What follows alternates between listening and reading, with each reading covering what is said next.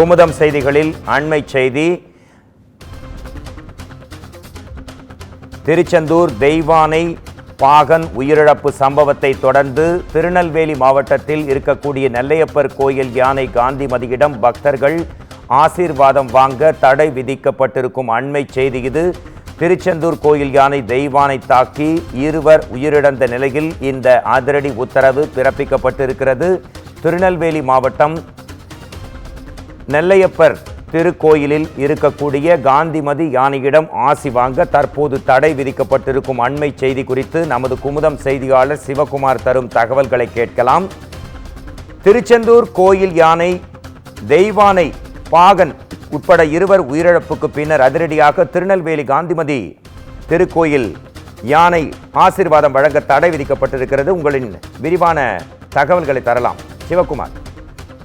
அதாவது நேற்று திருச்செந்தூர் கோயிலான தெய்வானை என்ன பண்ணுச்சு, தன்னோட பாகன் இருவரை தாக்கி பலியான சம்பவத்தோட எதிரொலியா தற்போது திருநெல்வேலியில் இருக்கிற நெல்லையப்பர் காந்திமதி அம்பாள் கோவில் யானையான காந்திமதி யானை பக்தர்களுக்கு ஆசீர்வாதம் வழங்க தடை விதிக்கப்பட்டிருக்கு. திருச்செந்தூர் கோயிலில் வளர்க்கப்பட்ட 15 வயதுடைய யானையான தெய்வானை என்ன பண்ணிட்டா, நேற்று மாலை அதனுடைய பாகன் உதயகுமார் மற்றும் அவரது நண்பன் சிசுபாலன் ஆகிய இருவரும் செல்ஃபி எடுக்க முயற்சிக்கல திடீர்னு தாக்குனதுல இருவருமே உயிரிழந்தாங்க.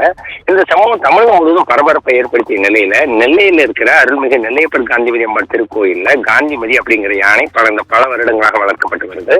இந்நிலையில நேற்று மாலை முதல், அதாவது இந்த சம்பவத்தோட எதிரொலியா நேற்று மாலை முதல் பக்தர்கள் யாரும் அதன் அருகில் போகவோ ஆசீர்வாதம் வாங்கவோ அனுமதிக்கப்படல. சாதாரண அந்த கோயிலுக்கு வர்றவங்க கோயில் வளாகத்துல இருக்கிற அந்த யானையை பார்த்து ஆசீர்வாதம் வாங்கிட்டு போவாங்க. இந்நிலையில நேற்று இருந்து அவங்களுக்கு யாருக்குமே அனுமதி இல்லை. நேற்று மாலை முதலே யானையானது கூண்டுக்குள் கூட்டி வைக்கப்பட்டிருக்கு. அதனை பராமரிக்கும் பாகன்கள் மட்டுமே உணவினம் வழங்கக்கூடிய நேரத்துக்கு உள்ள போயிட்டு வெளியே வர்றதுக்கு தான் உத்தரவிடப்பட்டு அதன் அடிப்படையில் நடந்துட்டு இருக்கு. அதே மாதிரி தான் அவங்க என்ன பண்றாங்கன்னா உள்ள போய் சாப்பாடு கொடுத்துட்டு வெளியே வந்துடுறாங்க. அதே மாதிரி வெளியே வர்றதோடு இல்லாம யானை பராமரிக்கப்படக்கூடிய அந்த அறையை பூட்டி வச்சுட்டு போயிடுறாங்க. யானையை பக்தர்கள் வெளியிலிருந்து பார்க்கறதுக்கு மட்டும்தான் அனுமதியை தவிர உள்ள இருந்து யானைக்கு உணவளிக்க முயற்சிப்பதோ அல்லது ஆசீர்வாதம் பெற முயற்சிக்கிறதோ கோயில் நிர்வாகம் தற்போது அனுமதி மறுத்திருக்கு. முன்னெச்சரிக்கை நடவடிக்கை தமிழகம் முழுவதும் உள்ள கோயில்கள்ல யானைகள் வளர்க்கப்பட கோயில்கள்ல இந்த நடைமுறையானது வாய்மொழியாக உத்தரவாக செயல்பட்டு வருவதாக அறநிலையத்துறை தரப்புல தெரிவிக்கப்பட்டிருக்குது. மோகன்ராஜ், நன்றி சிவகுமார், உங்கள் தகவல்களுக்கு நன்றி.